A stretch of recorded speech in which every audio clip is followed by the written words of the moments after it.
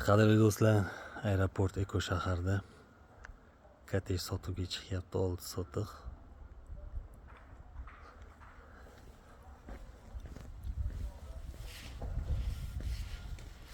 Uyda hech kim yashamas ekan. Mana kirganda pol darvozaxona qilingan. Uy o'ziga tortadi. Starali uy.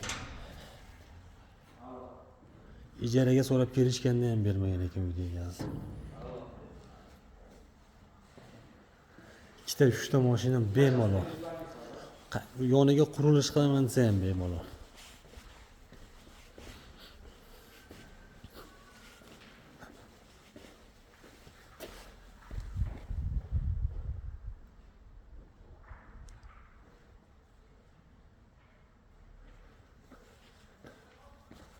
Bu tomondan ham chiqsa bo'ladi. Kottejlarda hamma standart, bag'dan ham eshik bo'ladi.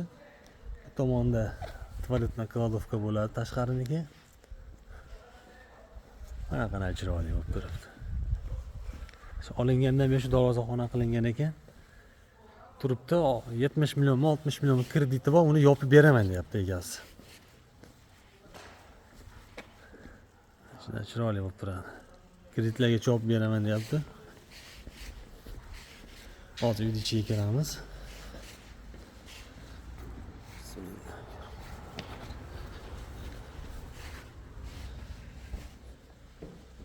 Kirganda qanday qurilgan bo'lsa shunday turibdi. Kirganda o'ng tomonda shkaf, kirgach ingani. Hayalata laminat. Отопленияsi bor. Mana qanday chiroyli bo'lib turibdi uy.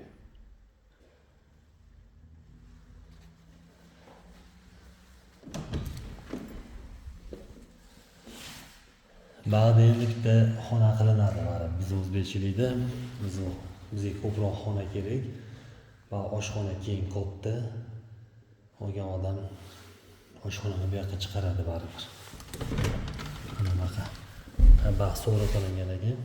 So'rani tushirish oshxona chiqarsa, bitta oila bemalol o'tirib ovqatlanaveradi. Vatan bitta yotoqxona bo'lib qoladi. Aynalar Aqua Plus, eshiklar Aqua. Ba'dan ham zaldan ham chiqish.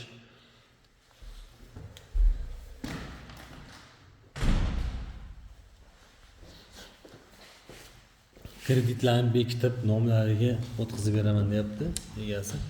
Bu zal.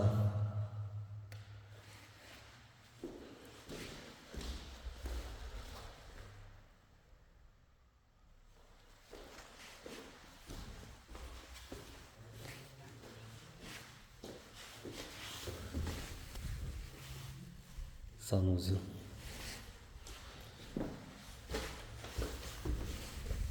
Hojatxona, nasoslargacha qo'yib qo'yibdi.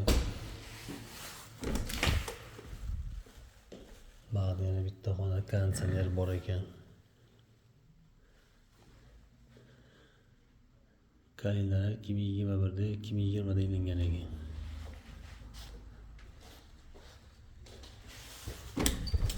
Maspanni mana.